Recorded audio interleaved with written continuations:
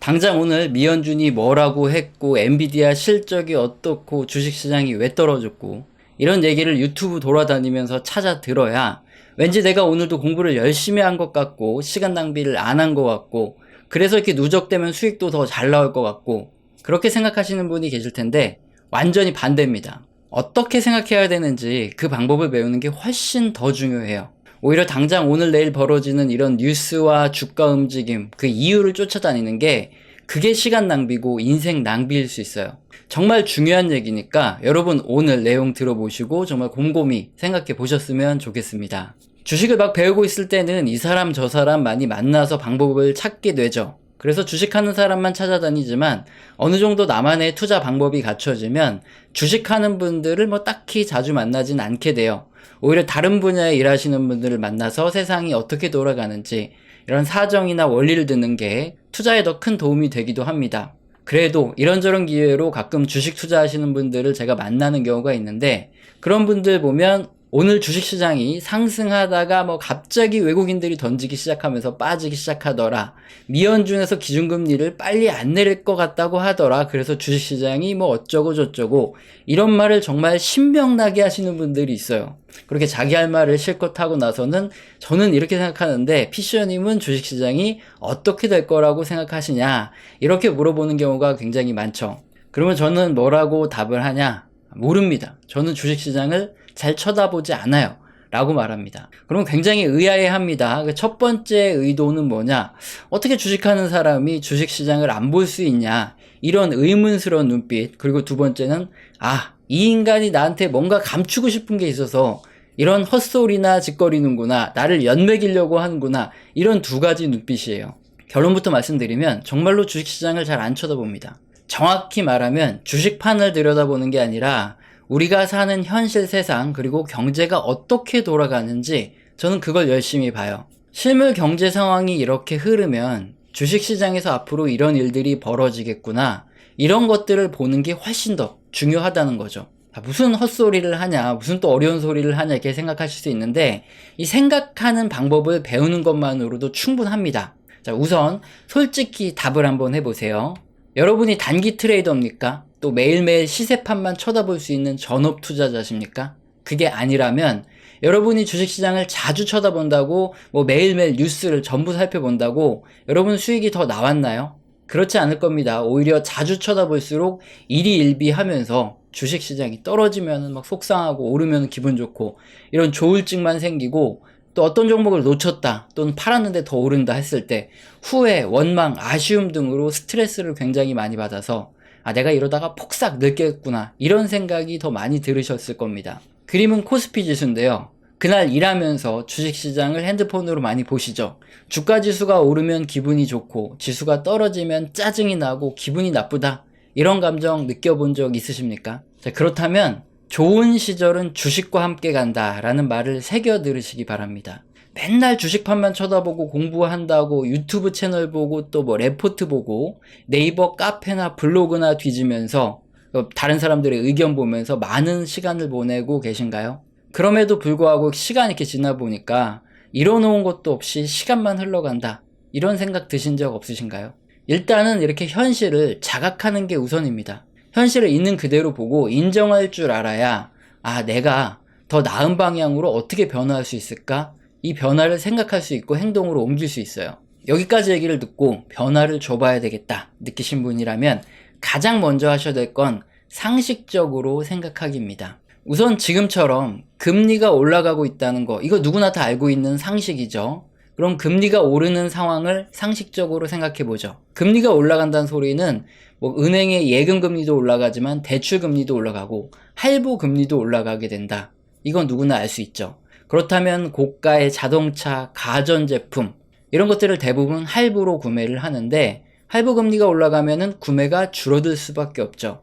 기존의 할부 구매를 하신 분들의 경우에 변동금리라면 돈을 못 갚아서 연체율이 급격히 올라갈 것을 알 수 있습니다. 경제가 돌아가는 상황을 이렇게 상식적으로 생각해 보면 결국 시간이 점점 흐를수록 우리의 생각과 맞아 들어간다. 이걸 볼 수 있는데요. 그럼 그 상식이 맞는지 틀리는지 한번 보겠습니다. 그림의 자주색은 미연준의 기준금리입니다. 그리고 녹색 선 있죠. 10년물 국채금리예요. 몇 개월 단위로 짧게 보면 10년물 국채금리와 미연준 기준금리가 서로 연관성 없이 움직이는 것 같기도 해요. 근데 뭐 1년 이상, 2년, 뭐 5년 이렇게 길게 보면 10년물 국채금리는 결국 미연준의 기준금리를 따라서 함께 움직입니다. 흐름이 굉장히 유사해지죠. 10년물 국채금리를 기준금리와 함께 보여드린 이유는 이게 장기금리가 대출금리이기 때문에 그래요. 우리가 자동차, 가전제품 등을 할부로 구매할 때 적용되는 금리가 바로 이 10년물 국채금리의 흐름이라는 거죠. 언뜻 이해가 안 가실 수 있어요. 그럼 대출을 해주는 입장이라고 우리가 생각을 해보겠습니다. 은행의 입장에서 대출금리를 정해야 될 때 뭘 기준으로 하면 좋을까요? 어떤 개인이나 기업이 부동산을 사서 투자를 해야 된다고 10년 만기로 대출을 해달라고 하는데 지금 10년 만기 국채금리가 연 5%입니다. 그러면 은행은 그 사람한테 최소 연 5% 이상으로 대출 이자를 받아야 되겠죠. 근데 대출 받는 사람이 한 4% 해주세요 그러면 은행은 그 사람한테 대출을 해주는 것보다 국채를 매수하는 게 훨씬 더 안정적이고 이자도 높아요.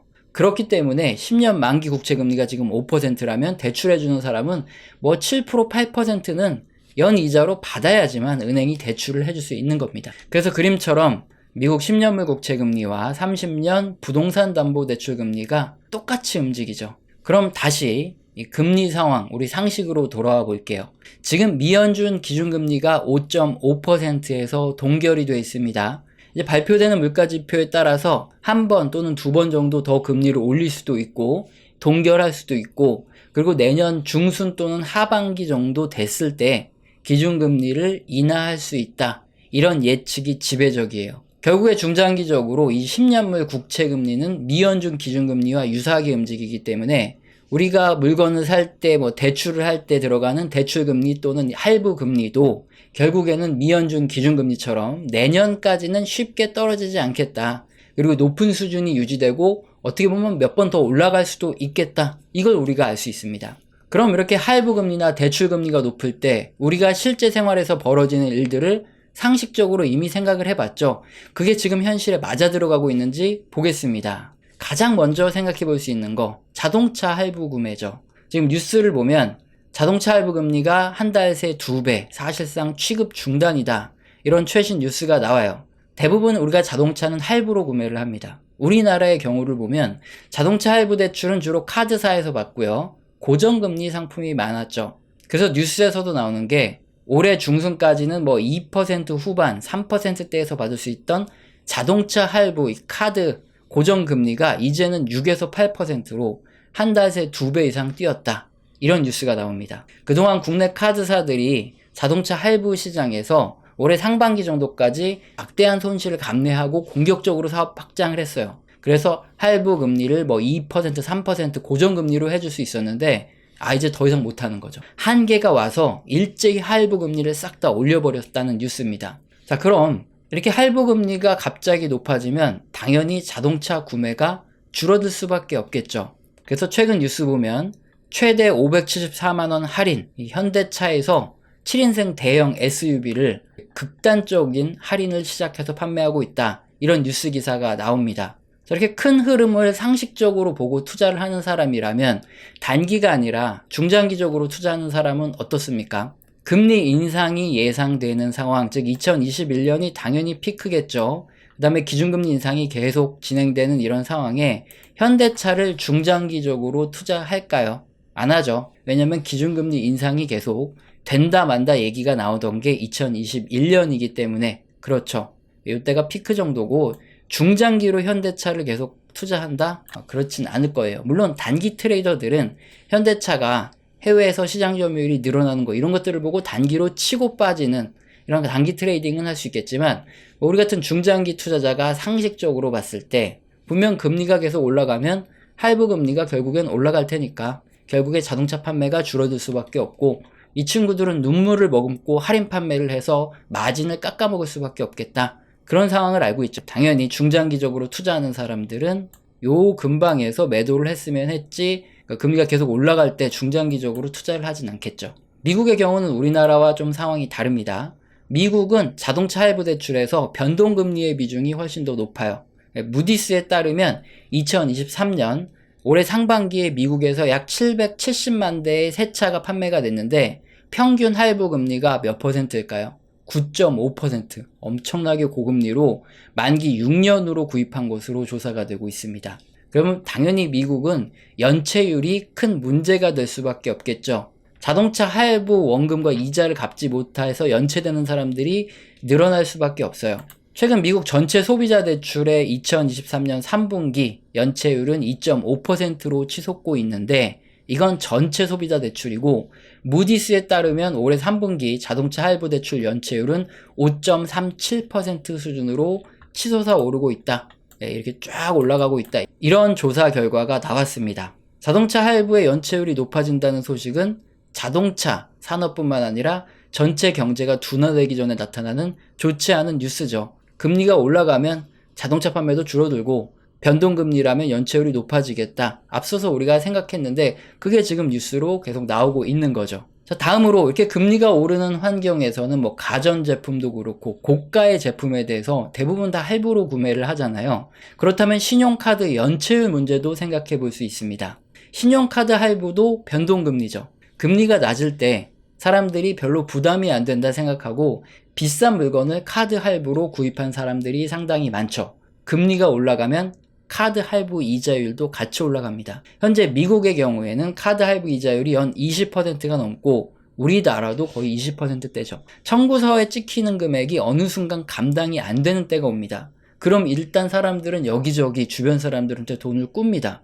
그러다 안 되면 또 카드로 돌려막기를 하고 그래도 돈이 나올 데가 없으니까 연체가 시작되는 거예요.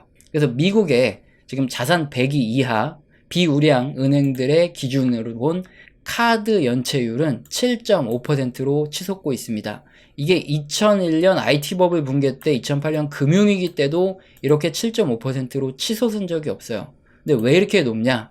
너무 빠른 속도로 금리가 올랐기 때문에 금리가 낮을 때 신용카드로 할부 구매를 했던 사람들이 지금 다 연체가 되고 있는 겁니다. 자, 우리가 처음에 상식대로 생각했던 그대로 시간이 지날수록 이런 현상들이 점점 뉴스로 나타나고 있습니다. 자, 결국 이런 상황들이 지속되면 상식적으로 생각했을 때 소비가 시간이 지나면 위축될 수밖에 없겠죠.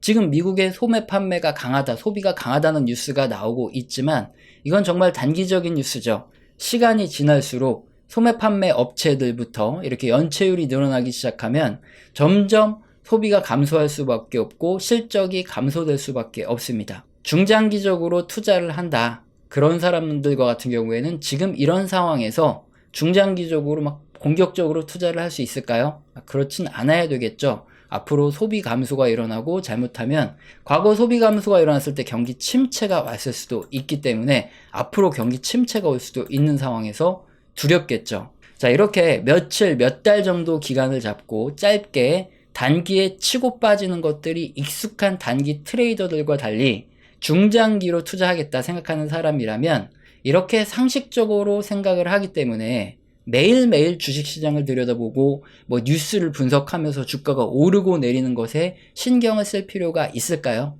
그럴 필요가 없죠.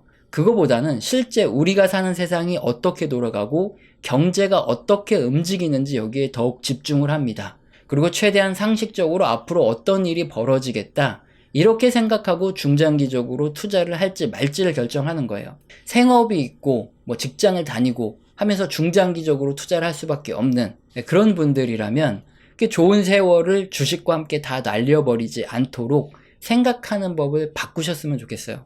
이게 오랜 시간 주식시장에 머무르면서 산전수전도 다 겪어보고 경제적 자유도 꽤 빨리 달성한 이 아재가 이 방향을 잡고 있는 여러분들께 드릴 수 있는 도움입니다. 그래서 우리 채널 보시면서 함께 도움을 얻어 가시길 바라고요.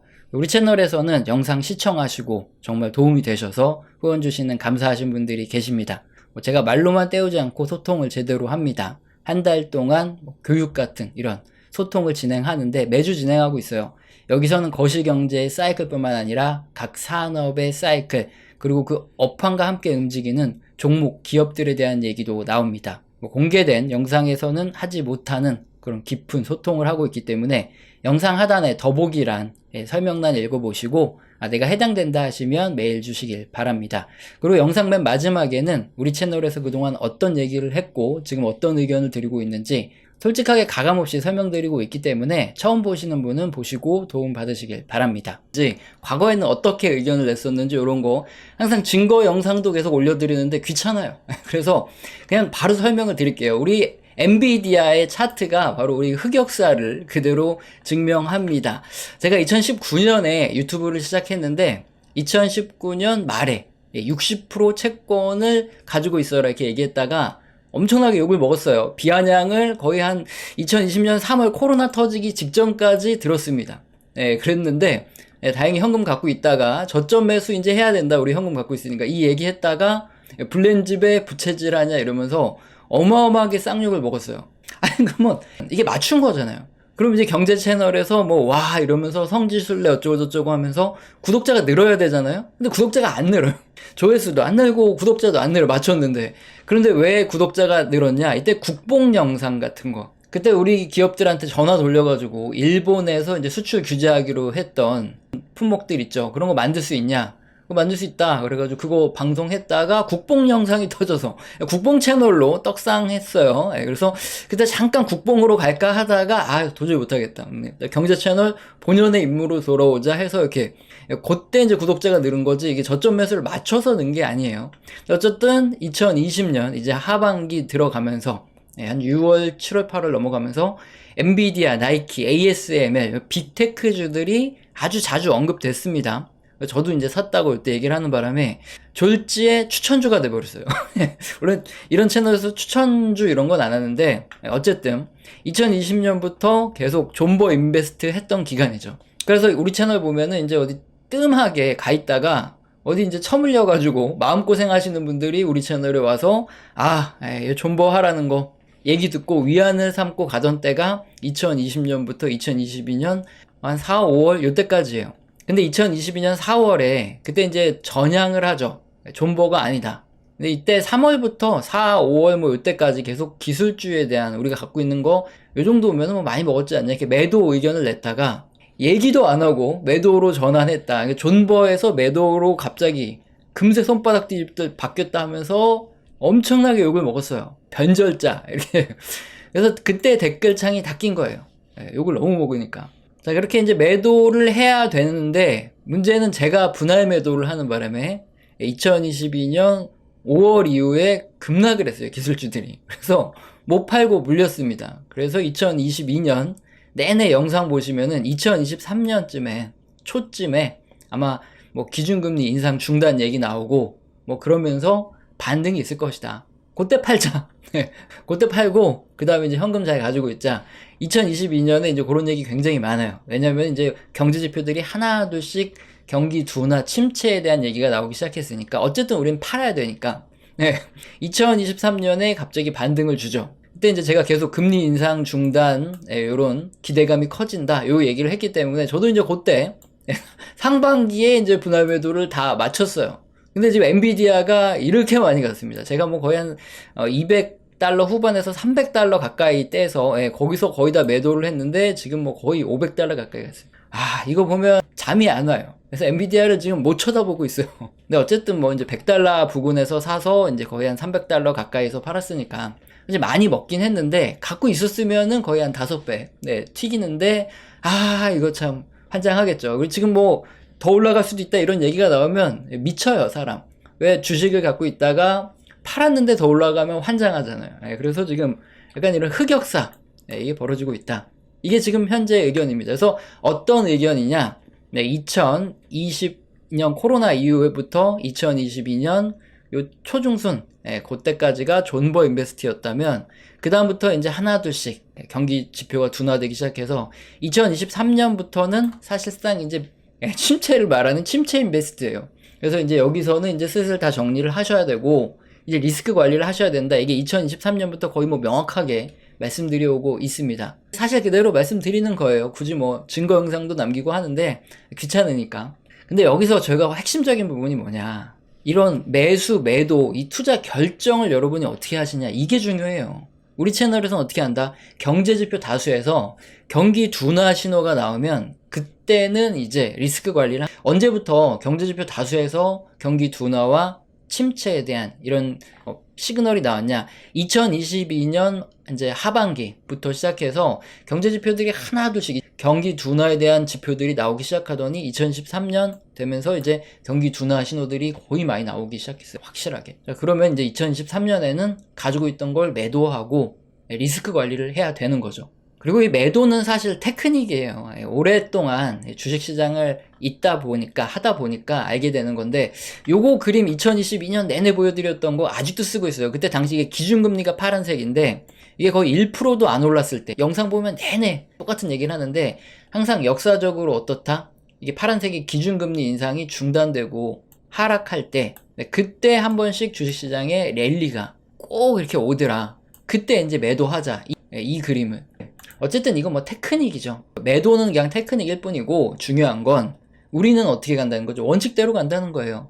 경제지표 다수에서 경기 둔화 및 침체에 대한 경고들이 켜지기 시작하면 그때는 매도. 그리고 다시 언제 매수하냐? 다수 경제지표들에서 경제가 회복되고 있다 이런 신호들이 나타나기 시작하면 뭐 주식시장이 폭락을 하고 있던 뭐 하고 있던 그냥 그때 매수를 하는 거죠.